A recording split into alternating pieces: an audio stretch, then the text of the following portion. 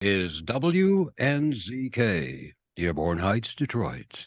Your ethnic superstation at 690 days, 680 nights.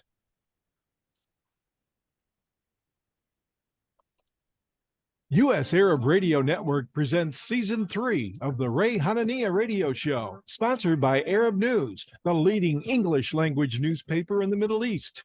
Each Wednesday at 5 p.m. Eastern, veteran journalist Ray Hanania explores issues facing Arab Americans on WNZK AM 690 radio in Detroit and on WDMV AM 700 radio in Washington, D.C. And now, your host, Ray Hanania. Watch the show live on Arab News Facebook page.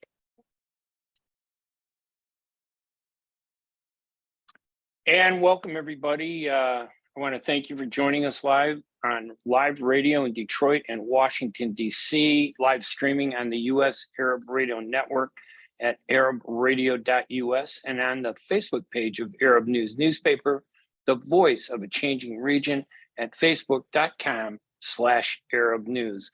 We are going to explore two issues today that I think you're going to find fascinating. The identity and challenges facing Christian Arabs in America. First, with the Christian American Egyptian elected official, an Egyptian American Arab elected official, Mary Basta, who is the mayor of Bolingbrook in suburban Chicagoland in Illinois. Mayor Basta immigrated with her family when she was very young, settled in Nashville, Tennessee, which is just phenomenal. There's a big Arab community there. I got some of the numbers we'll go over. But in 2003, she and her family moved to Bolingbrook, Illinois, outside of the suburbs of Chicago. Bolingbrook is the 16th largest municipality in the state with nearly 75,000 residents. This was not a small election. She did phenomenally. In 2019, she successfully ran for and was elected a trustee in the village of Bolingbrook.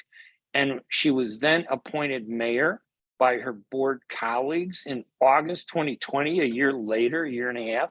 And then in 2021, she ran for her first election as mayor. And she was elected by a large majority of Bolingbrook's voters to a full term of 4 years as Bolingbrook mayor. How does an Arab American with no experience in politics, but great education and upbringing and family values rise up so quickly to become the mayor of an important city like Bolingbrook? She showed a great interest and concern in her community. Mayor Mary Basta is going to tell us more about her life, her family's immigrant story, and her rise in election, something that I think a lot of Arab Americans want to really listen to. It'll help them identify when they decide to run for office. Hopefully in the future, we'll see more and more of that. Then we're going to talk with Sir Rateb Rabie, a Palestinian who was born in Jordan. Sir Rateb is the founder of the Know Thy Heritage Foundation and the Holy Land Christian Ecumenical Foundation, which advocate for Christian Arab rights and Palestinian rights in America. Sir Rateb has been working with the Christian Arab Americans and Middle East communities for many years and will help us understand some of the challenges they face today. The title Sir, by the way, comes from a very prestigious honor of Knight Commander of the Equestrian Order of the Holy Sepulchre, a Vatican chivalric order. Arabs are still immigrants in this country, and we'll go over some of the numbers later. But I think you're going to really enjoy these two interviews that I did with first Mary Basta, the mayor of Bolingbrook, and then afterwards we will talk with Sir Rateb Rabie of the Holy Land Christian Ecumenical Foundation and the Know Thy Heritage Foundation. But before we start our interviews, we're going to take a quick break, so stay tuned. We will be right back with our program right after these messages. ArabNews.com, bringing you breaking news from across the Middle East and the latest on Arabs in America. Get inside the latest headlines with expert analysis and insights at ArabNews.com. Join over 5 million Facebook fans and over 10 million monthly readers. ArabNews.com, news that matters to you. Were you recently at the emergency room, urgent care, or at your doctor's office being told you need a hand, wrist, or elbow specialist? At the Katranji Hand Center, we offer the latest techniques in hand, wrist, and elbow care. From sports injuries to work injuries to everyday hand, wrist, and elbow problems, the specialists at Katranji Hand Center are here to get you back on track. Call us in Troy today at 248-869-4263 or visit us at katranjihandcenter.com to schedule your appointment today. Our noses can sniff out all kinds of things, good things and bad things. Your nose knows if those sniffles are just a cold, allergies, or COVID-19. So if you want to be sure, swab and test your nose for answers. It's good to know.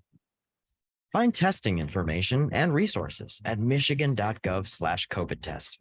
A message from the Michigan Department of Health and Human Services.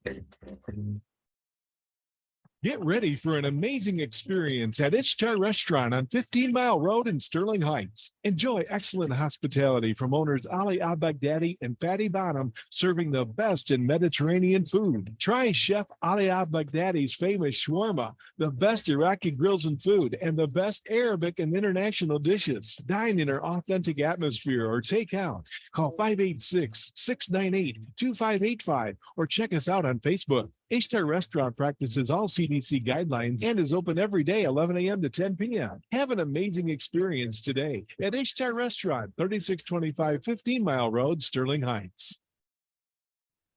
And now I want to introduce our next guest, Mary Basta. She is the mayor of Bolingbrook, who I introduced earlier in the program. Mayor Basta, thank you so much for joining us today. Thank you so much for having me. It's an honor. And you're one of our first Egyptian American politicians that I've interviewed. I've known many Egyptian Americans like M. Sharif Bassioni, years and years, a great guy. We met many, many years ago when I was doing stand-up comedy. But tell us a little bit first about your family story. How did they get here and when did they get here from Egypt? And how did they become part of the American fabric of society? Well, it's a very good story and a very long one, but I'll summarize it for you. We moved here actually when I was 5 years old. So giving away my age, that was 51 years ago. And my father's younger brother lived in Nashville, Tennessee, and he and my mom wanted to just come visit him. And they came and loved it. And off on a plane, they go to pick me up, and we moved to Nashville, Tennessee. That's where we actually started, it was in the South. Well, why did they come here? I mean, from Egypt? So at the time, there was a lot of insecurities, instabilities in Egypt, some of it political, some of it religious. And as you know, I'm Coptic Orthodox. So my father at the time felt that maybe the future there wasn't as bright as he would want it to be to raise a family, and therefore he uprooted. He was very extremely well off in Egypt, very popular, very well-known journalist, and ended up coming to the States and basically starting from scratch. And then, so you come to this country, and does your family face the discrimination that maybe when, even like my parents, when they came here, they left to get away from conflict and found a different kind of conflict, a little bit different. People didn't understand who we were as Arabs. They didn't believe that Arabs were also Christian, Coptic, Orthodox, Lutheran, Catholic, it doesn't matter. The idea of an Arab Christian seemed odd to many Americans. Did you face that initially growing up? You know, I faced a lot of things. Mind you, I was 5 years old. I was starting in elementary school, and my parents were basically working around the clock. So I can't tell you per se what struggles they faced. I just know they had to work extremely hard to secure a good life for me. I, on the other hand, in school, talk about bullying. Today's kids have not seen bullying until you see a little foreign girl growing up in a very white, I'm going to use the term redneck portion of Nashville, Tennessee. So I definitely know what bullying is. I definitely felt it growing up as being someone who was different, not just in the way I looked, but also in the culture. Because as you know, Middle Eastern culture is very different from that of the US, especially for females. Yes. And for those people who are listening, they think, wow, why would an Arab go to Nashville? But the truth is, in Tennessee, there are a lot of Arabs there, a lot of Christian Arabs in the South that have gone there, and some of them for religious reasons, some of them because of opportunity. It wasn't just to New York, Michigan, Detroit, or even Chicago. They were all over. What brought you to the Chicagoland area? So I was working for Sheraton Music City in Nashville, Tennessee. I'm a hospitality professional, if you will, and opportunities came here in Chicago, of which I took and transferred here. Mind you, it was summer when I came, and they had the horse and buggies on Lakeshore Drive, and I felt like it was Alexandria and Cairo. I didn't do enough research because God knows the winters were horrendous, but it was my job that brought me here. Do our Egyptian Americans cohesive community? I mean, you think, like Palestinians, because of the conflict in the Middle East, we all tend to know each other, identify with each other, and impose ourselves on other people like you and others. But do Egyptians, are they as close together, or are they spread out? Is there that identity? There's a passion and there's an identity, and when we gather, we're all for one and one for all, but we're not as grouped together, if you will, as maybe the Palestinians or the Jordanians or even the Lebanese. So you'll find Egyptians in south suburbs of Burr Ridge. There's the young couples, the young families are in the city of Chicago, and then there's also a big population in the northern suburbs. We're also in Wisconsin and on the border of Indiana. So we're not as combined in one area, if you will, as many of the other Arab nationalities. So your family then comes to Bolingbrook. I think it was what, in 2003, if I'm correct, right around 2003. Yeah, so when I came to Chicago, I lived in the city like all the single fun people do, and then I decided to do that wonderful thing we call marriage in the year 2000, and decided to have a family. And city wasn't exactly the best place for that, so we did build our first home in Bolingbrook in 2003.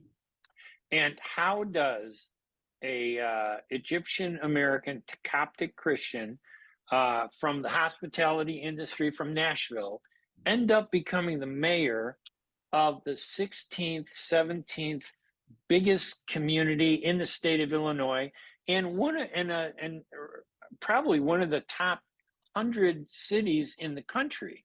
How does that happen? What got you to turn into in the direction of politics and public service? What was it? That's the golden question, isn't it? Like, how did I get where I'm at? This is so far from my life plan. I think it was truly the public service part of me. Yeah, when I decided to have my kids, I left the hospitality industry because it's a 12, 15-hour a day job, and I wanted to raise my family.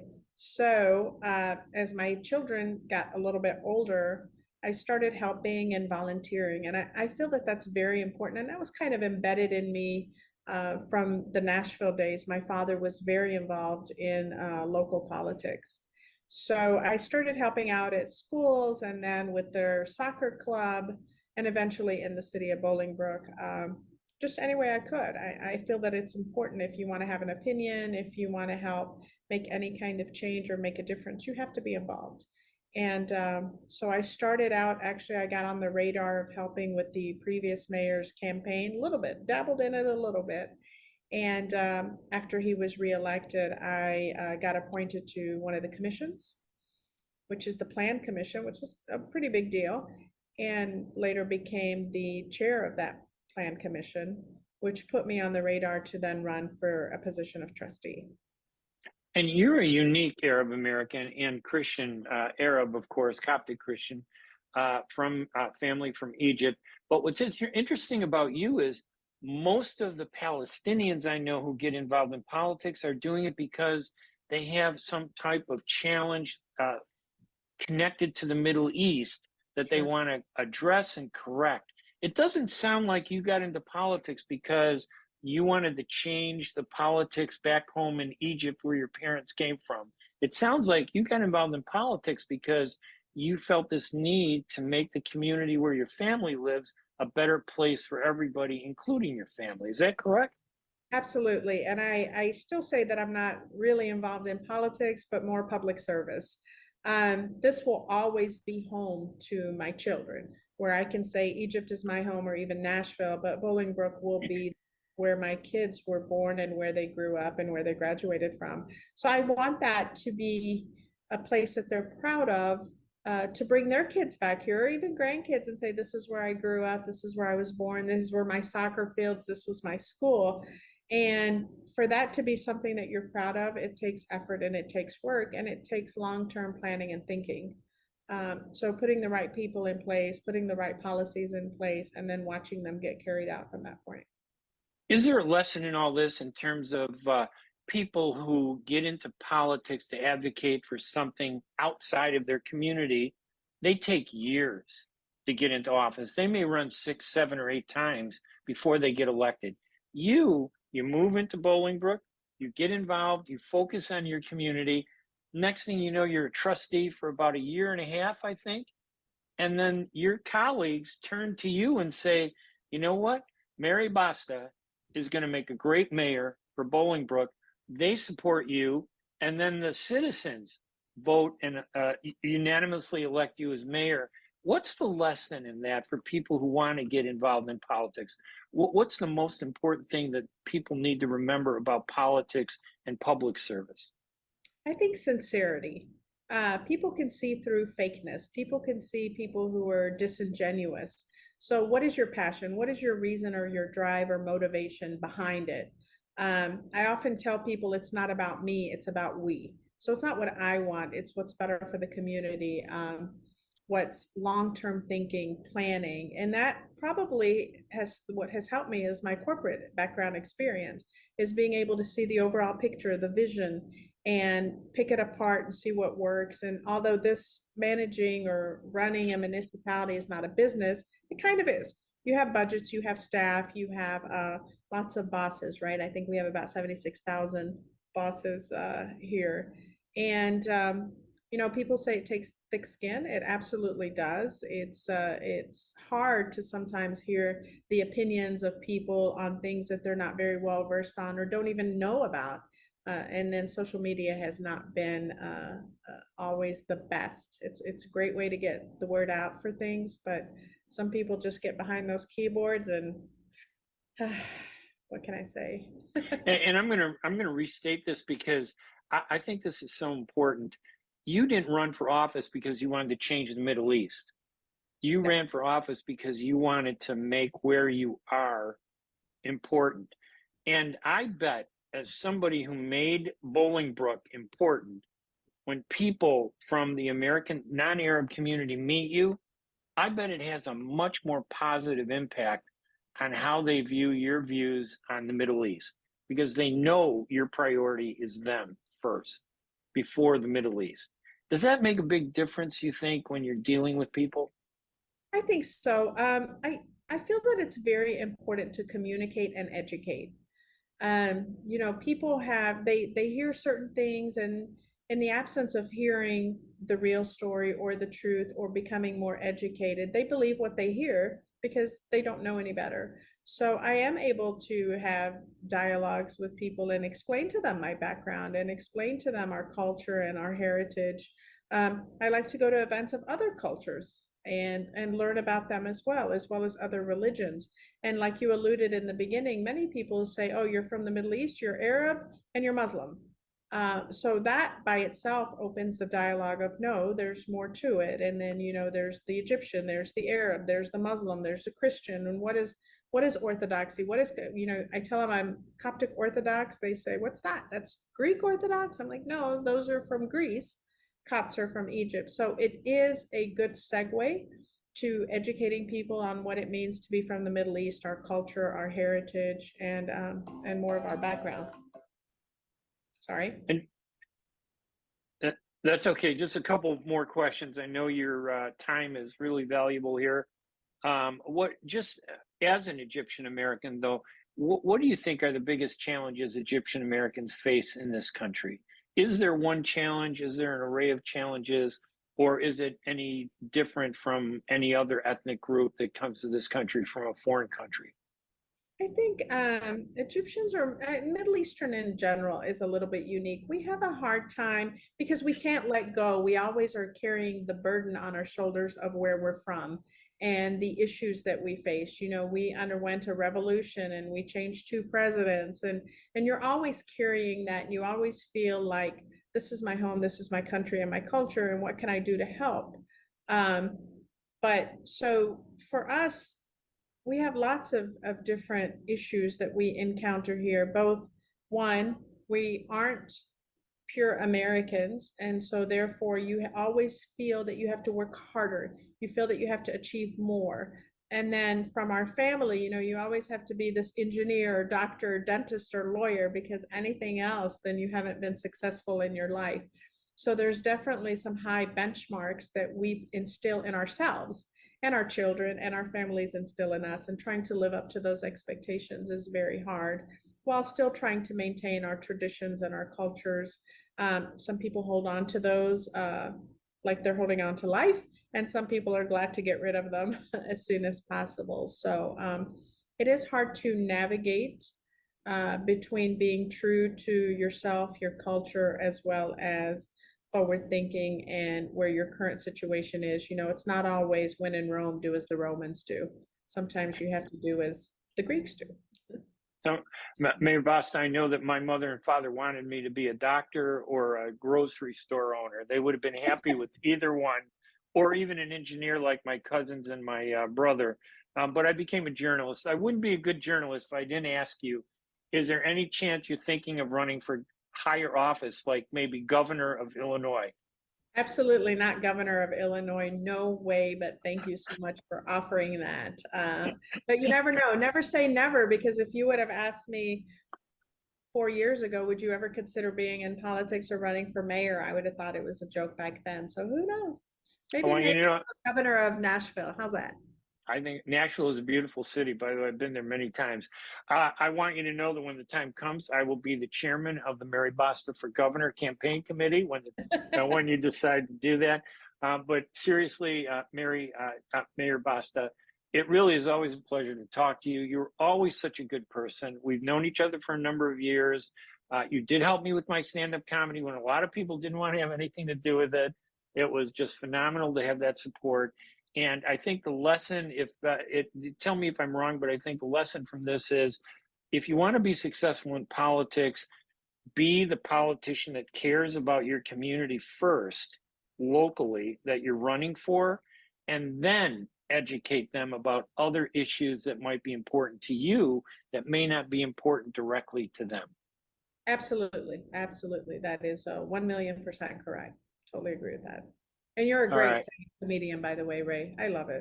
Thank you so much.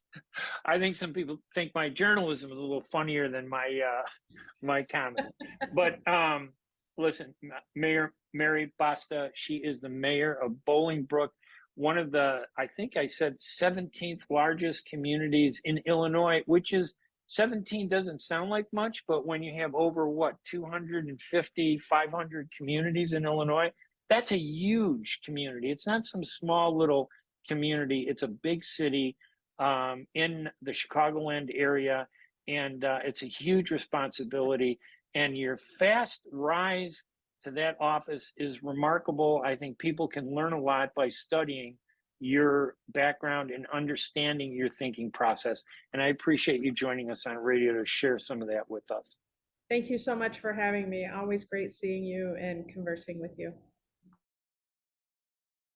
And it's always great talking with Mayor Basta. And, it's going to be hard for me to get used to calling her Mayor Basta, because I've known her for so long, just so smart.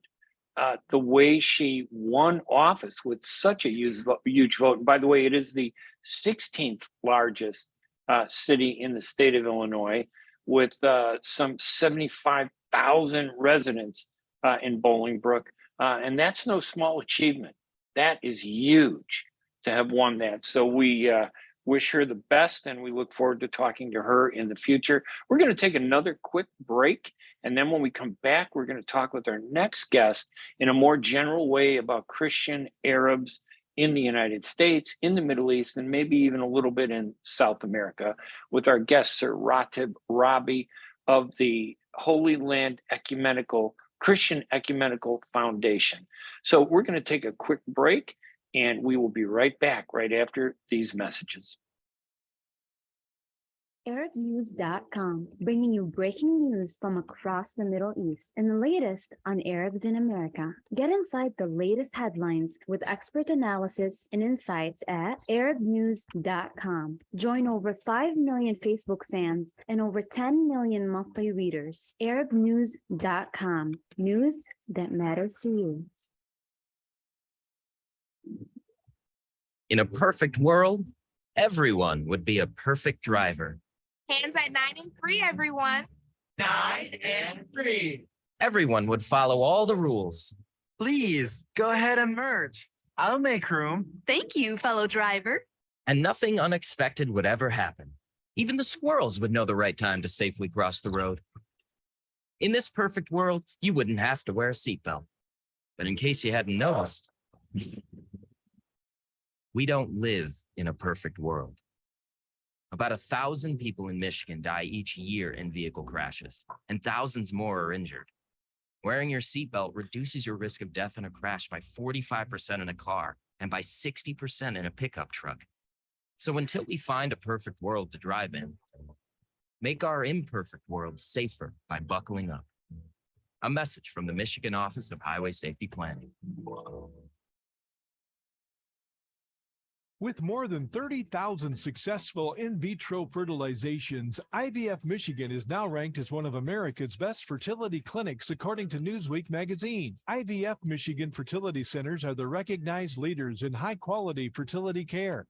With locations in Bloomfield Hills and 9 other cities in Michigan and Ohio, IVF has experts in all aspects of the field. A founding member, American board-certified Dr. Nicholas Shama, is one of the leading reproductive endocrinologists in Michigan and Ohio. He has performed over 20,000 successful IVF cases, and it's helped thousands of couples fulfill their dreams of parenthood. When it's time to get personalized care from Dr. Nicholas Shama at one of America's best fertility clinics, call IVF Michigan Fertility Centers in Michigan and Ohio toll-free at 855-952-9600. 855-952-9600.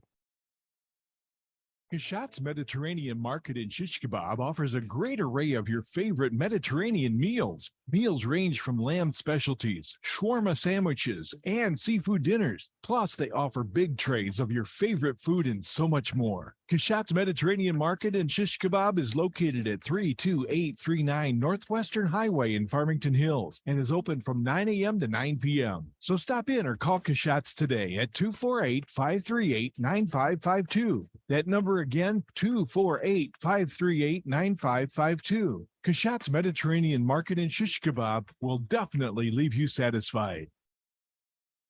All right, now I'm like to introduce my guest, Sir Rateb Rabie, Palestinian-born in Jordan, founder of Know Thy Heritage and the Holy Land Christian Ecumenical Foundation, as I mentioned during the intro of the program. Sir Rateb, thank you for joining us today. We so appreciate you joining us on radio. Thank you for having me, Ray. And, you know, I was doing a program this week on the Christians of the Middle East, and I couldn't think of a better person to talk to than you.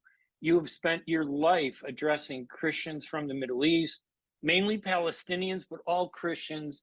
You're active with not just the Know Your Heritage, but the Holy Land Christian Ecumenical Foundation. You were one of the founders. It's a powerful and important organization. And I thought you're the person I need to talk to find out how we're doing as Christian Arabs overall, and of course, the situation of Christian Palestinians. Talk to us a little bit about your activism, how you got involved in this, because not too many people do this. So what motivated you to do this and to found the Holy Land Christian Ecumenical Foundation? Okay, that's a good question because I am my life, came to the States to go to college, got married, and looking at the situation, I've been active for Palestine as volunteer for a long time. In 1998, I led the commemorating a Nakba for 50 years. And I worked on it for 1 year with all the Arab American organizations, AAI, ADC, Birzeit Society, Ramallah Federation. All we worked on it day and night for 1 year, and we raised $100,000. We put ads in the Washington Post, and we did a lot of the quilt, too many things.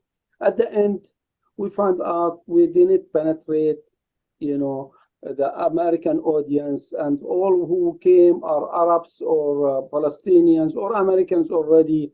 They are pro-Palestinians. I said, I need to do something different. What I can do in order not to waste my time on preaching to the choir.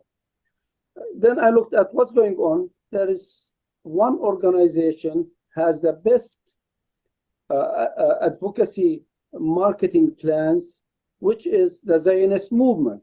They did everything, perfect, that's why they are successful. And when I saw them becoming Christian more than the Christians, and they got to the evangelicals in order to help what you call Israel. I said, why not us as Palestinian Christians?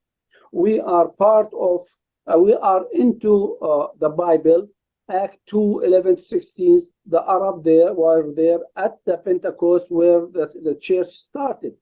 And this is, we are not converts, we are, original Christians since Jesus Christ. And I said, I need to do this. And I started working on it. I created the Holy Land Christian Ecumenical Foundation with a priest in the Holy Land, and went to the churches, and I found out everybody interested into this topic. And I found out that a lot of Americans, they want an organization belong to them because we are telling them, the Holy Land is your spiritual home. You are not a friend of ADC or AI. You are, the Holy Land. That's, made it clear that, this is their organization, and this is what we are suffering in Palestine. And this is why I did defeat the concept where they say the conflict in Palestine is it is a religious conflict between Islam and Judaism. And it is not, it is a political one between Arab Palestinians and Israelis over the land, because we are the Christians suffering as much as the Palestinian Muslims.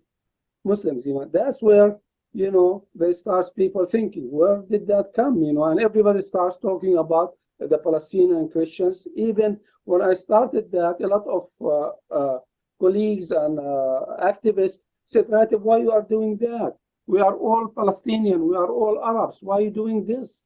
I said, just give me a chance. I'm copying what they are doing, and that's 2-3 years later shows that I am not crazy. I went through the right channel, and people start listening, and more churches listening. And I didn't go to the evangelicals. I went to the mainstream Christians, Catholics, which there are 85 million Americans, which they support Israel because of ignorance. I went to the mainstream Protestant churches like Presbyterians, Lutherans, Methodists. They are all not on the right side. They are wants to know the truth, and that's what the success I have. And 3 years later, I had two choices: either I continue with my advocacy, or and that's it, and I have to drop my business or stick to my business, because I cannot do both. I decided to go for activism and start that. And I think it's very important what you emphasized. This is a political issue. This isn't a religious issue. Christians and Muslims are together. We suffer the same way in Palestine. We identify together against being oppressed and demanding our rights. Americans, though, often don't understand that. And what's ironic to me is America is a Christian country, and yet they don't identify with the Christian Palestinians. Why is that? Because the propaganda by the Zionists, they let you know that we are not really Christians. We are just using Christianity for Palestine. But we showed them that we are different, and that was the activism we started as Christians, and they start understanding. And we followed that by fact-finding missions. We start taking pilgrims on the Palestinian tourism way and put them in Bethlehem and let them visit the Holy Land in areas where they don't have holy places, and they start understanding the Christianity and the Palestinian Christians. I tell you, as a Christian Palestinian myself, my whole life, I've always been surprised why Christian Americans never sympathized with what happened to us. And I think you gave a good explanation. But that's a challenge that we face, don't we, as Christian Arabs? The Christian Palestinians, I think, are a big segment of that population of Christian Arabs, but there are a lot of Christian Lebanese, there are Christian Egyptians. We're going to talk with a Christian Egyptian after this segment in a little bit. Is it the division in our nationalities, the different Arab identities, that causes our problem? Why aren't we all Arab, or why aren't we all Christian and Muslim fighting for the same thing? Why? What undermines us, in your opinion? It is two things. The one thing is that some Arabs, they don't understand there are Arab Christians. We are, in the Levant area, more understandable because we are mixed Muslim and Christians, And with that, we started thinking about why cannot the Christian, because in Christianity, we separate government from religion. And, that's why we don't have to be advocate as Christians. Yes, I am Christian, and most of the political parties in the Middle East started by Christians, but they weren't saying we are Christians. And now I am voice this out, as we know, we are Christians, we are here that we are Arab Christians, we are not Christian Arabs, and that's made the difference in advocacy, our advocacy for the Arabs, for Palestinian. And with that, I became representing the Arab Christians in by default in the United States. I was in a conference, in Turkey, and they asked me, the Syrians, they have a meeting with the Prime Minister at one time. They asked me to come and represent the Syrian Christians, And I went and I talked about it.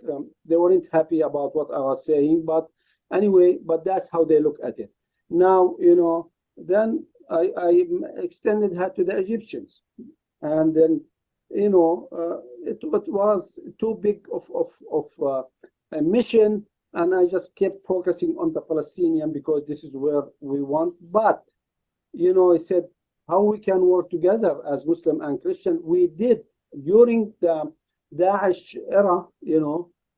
I extended hand to the Muslims. I said, look, I am willing to help you with the Islamophobia if you help me to help the Christians in Iraq and in Syria. And we work together, and you protect them, and I am work and I speak about Islam and who are the Muslims and who are the Islamists.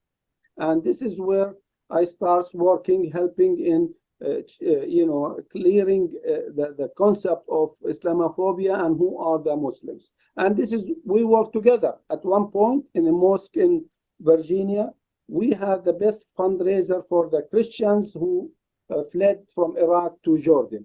And it was all from Muslim people who donated that money. Yes, we did that, but as Christian and Muslims somewhere else, still we have to prove that we are Arabs, but we are Christians. And this is as clear as that. We need to educate sometimes our Muslims, and then we can move forward on that level. Do you think that Christian Arabs find it too easy to step back because they're in a Christian country like the United States?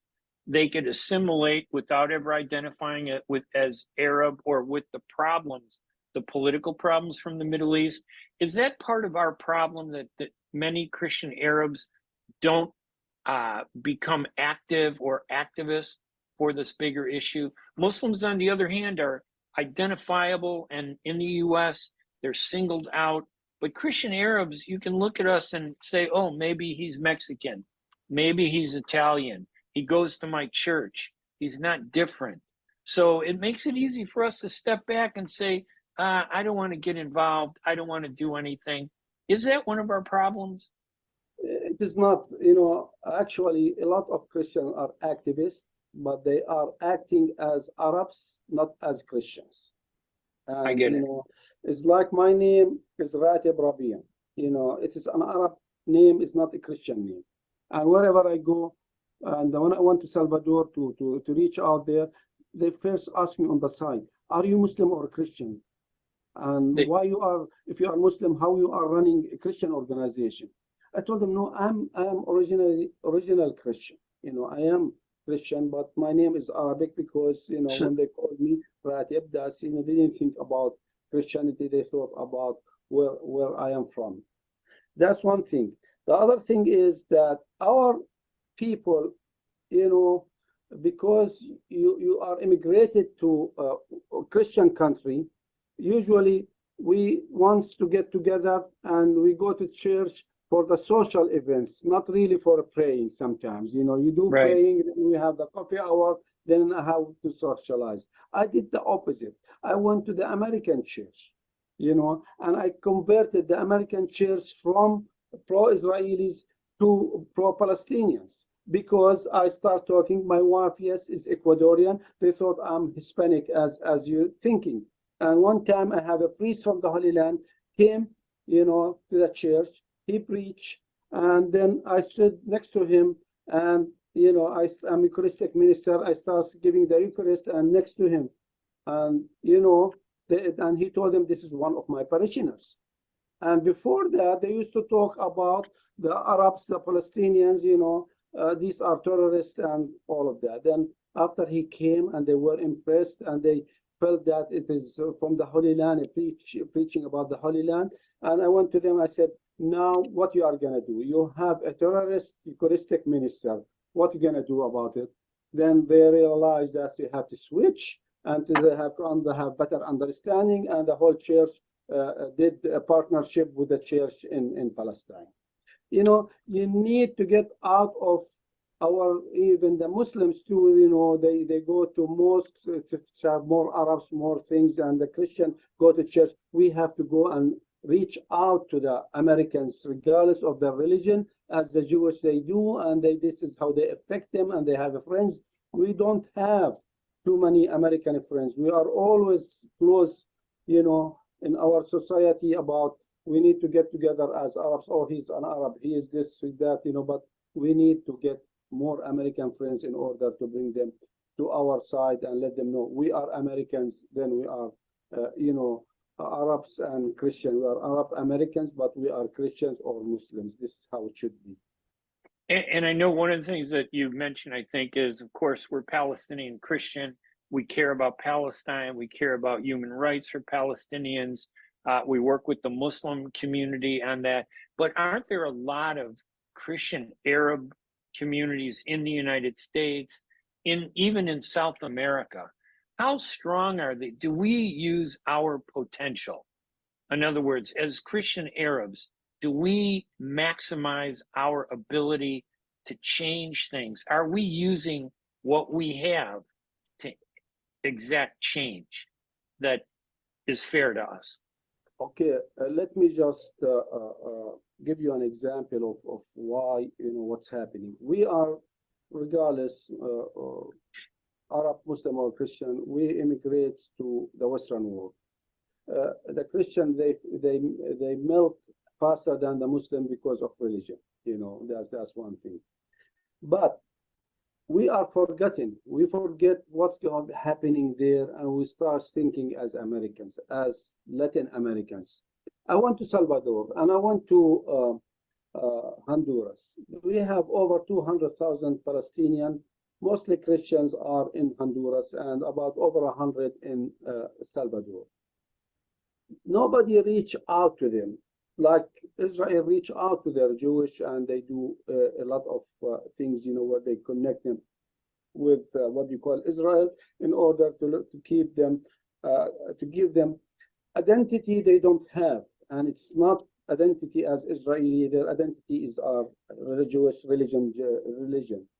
And I found out that they don't know that they are really Palestinian, and some of them immigrated over there during suburban, during the Ottoman Empire, where they were persecuted the Christians, and sometimes, you know, they felt they have nothing to do with there. I went there and I started working and registering my other organization, KTH, as in there in order to revive the Palestinian identity, culture, and heritage, and to let them know what's going on there.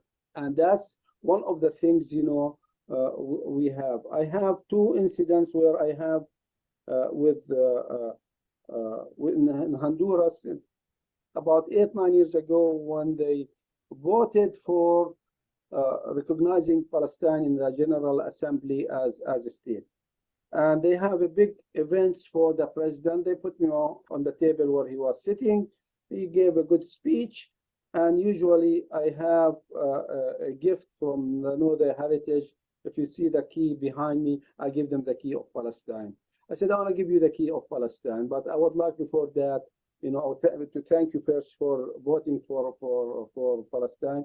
But I want to let you know two things. You see all these people around us, they help building Honduras. They are the one who made Honduras what it is now. One. Second, as a Palestinian, Muslim and Christians, we saved Christianity for over 2,000 years because Islam came in the 7th century. That's mean, and we continue saving Christianity because very important for us that it is the Holy Land. And then, you know, you owe us, we don't owe you. And I'll give you the key of Palestine, you know, to keep supporting it. And we need to work on our Palestinians on how to do advocacy. Still, we don't know how to do advocacy. Now we are better, but we are not really fully organized.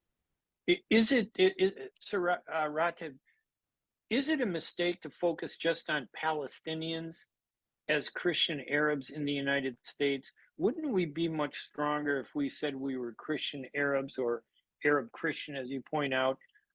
Wouldn't that be more effective, where we could then help the Palestinians, we can help the Syrians, because Americans can't tell the difference between Palestinians or Syrians or Jordanians or Lebanese. We're the ones that see the difference, but they can identify with American Christians. Don't you think? What do you think of that?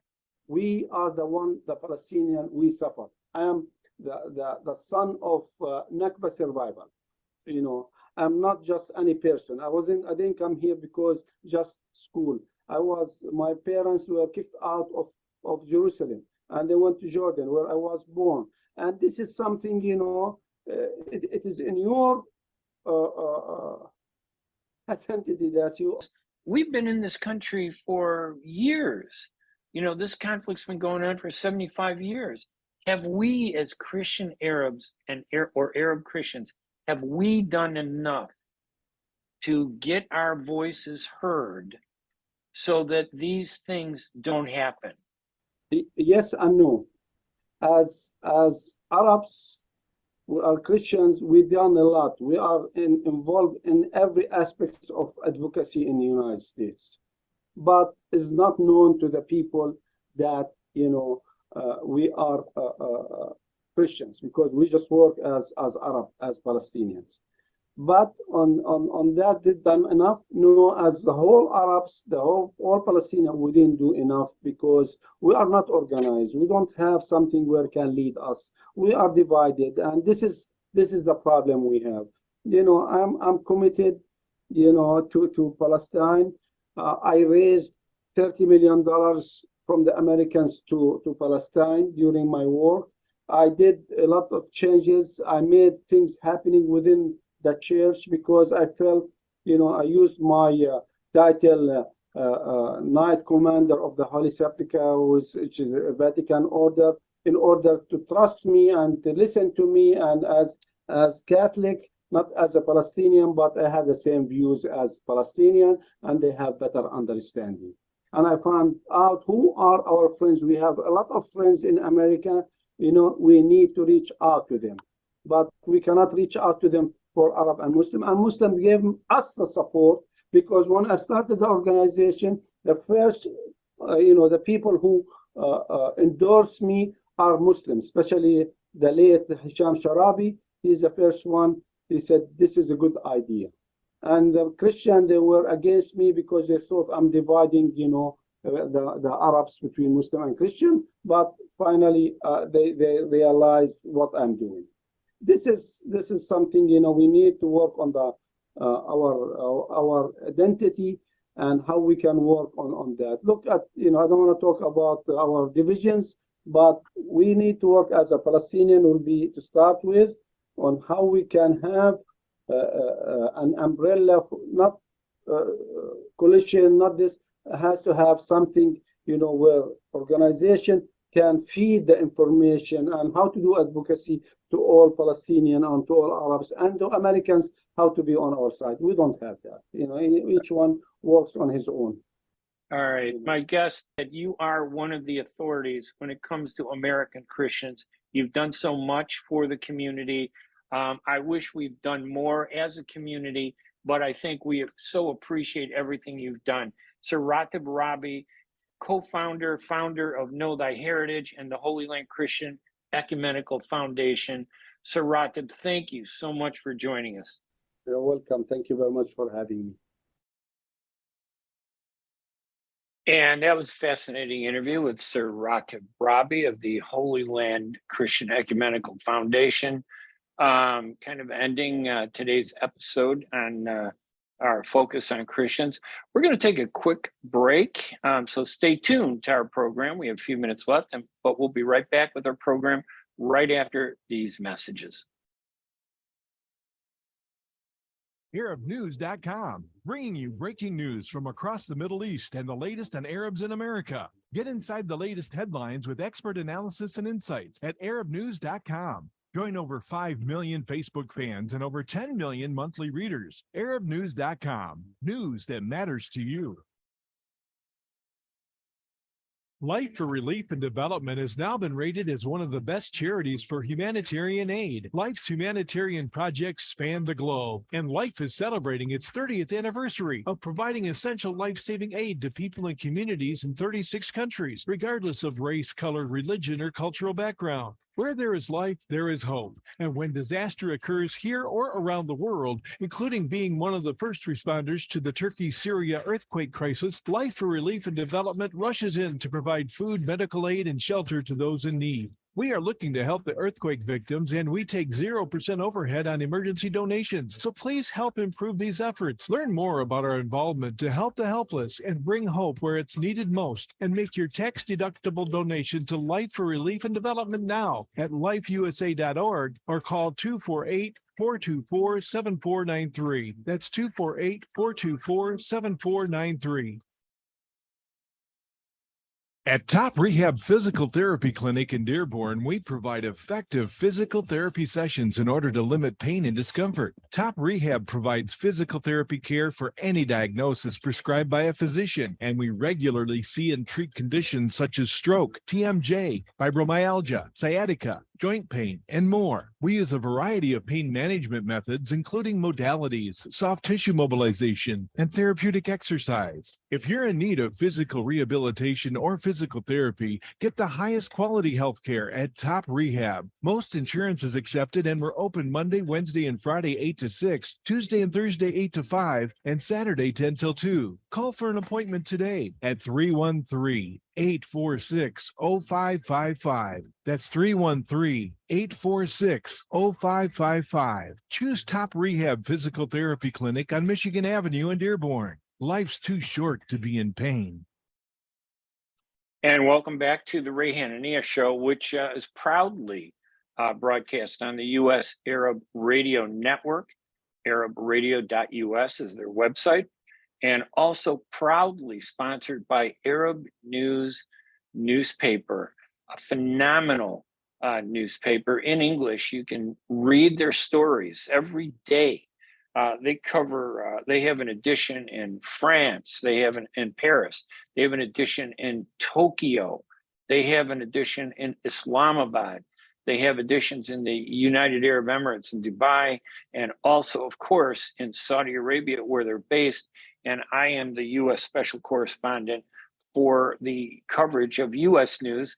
We have a bureau in the United Nations with Ifram Kosafi, and we have a number of freelance writers that we work with. Ali Yunus is one, and TJ Kramer is another, and we try to focus on Arab American issues. The most important, and we don't do that enough, and that was why I thought the interview with Mary Basta was so important, because Mary Basta, the mayor of Bolingbrook, is the epitome of what a successful Arab American should be like. She isn't out there on a crusade fighting for some cause 9,000 miles away. What she's doing is she is getting Americans to recognize that she is as American as they are, that she cares about the community where she lives, in this case, Bolingbrook. They recognized that and elected her mayor of Bolingbrook. And I'm telling you, that is not a small community. It's the 16th largest city in Illinois. And in Illinois, we got a lot of cities. Being in the top 20 gives you clout. She has a voice. Her vote, 75,000 votes in Bolingbrook, is not something you can just brush off and ignore. So she has a powerful platform as an Egyptian American, who's very proud, by the way, to be Arab American. And I think that's the secret to success. You don't come to the United States and argue about all the tragedy and the problems that exist back home in the Middle East. I'm not saying you ignore it. I'm saying you don't come there and go to an American and say, you know, the Palestinians are being abused, they're being oppressed, nobody cares, it's your fault. That was the old message. The new message is you come to this country, you identify with Americans, you show Americans that you're smart, you show Americans that you are intelligent, you show Americans that you care about them, they get to know you, and they care about you. They listen to you, and they then understand when you add, not as the first issue, but as a second issue, what's happening in Egypt needs to change, or what's happening to Palestinians needs to change. That is how you win a battle back home. You don't win a battle back home by having a protest, by yelling and screaming, by calling people names, by writing these angry, by being angry. Americans are busy. They got 2 cars, they got home mortgages, they got kids graduating from college. They have conflict all around them. Palestine is just one of 172 some countries at the United Nations. So you can't just throw your problems in their face. You got to be smart. And I'm telling you, they should teach a class called the Mary Basta class on politics. And when you understand that, instead of saying, hey, one day I'm Palestinian, I want to run for Congress. And I remember 2 years ago, a certain Palestinian came to me and said they wanted to do that. And I said, you're going to run for Congress? What did you ever do in the congressional district? What is it that you did for the people, the voters? And he said, well, that's not the issue. I want to fight for Palestine. I said, that's great. Fight for Palestine. But before you can fight for Palestine, you need to fight for the American people. Anyway, I think that interview was so important. I just want to thank you for listening to the radio show. I want to thank Arab News for always sponsoring this program. And remember, you can get more information by visiting arabnews.com. And on me personally, you go to hanania.com. And I just want to say thank you to everybody and to Layla Hosseini and the Arab News. We will be back next week. We're actually going to be interviewing Arab American comedian and Hollywood actor Ahmed Ahmed. And we're going to have Lebanese NASCAR racer Tony Breidinger. So I hope that we see you on our next show, Wednesday, June 14th at 4 p.m. Central, 5 p.m. Eastern in Detroit and Washington, D.C. Have a great week, everybody. We will talk to you again soon. Bye-bye.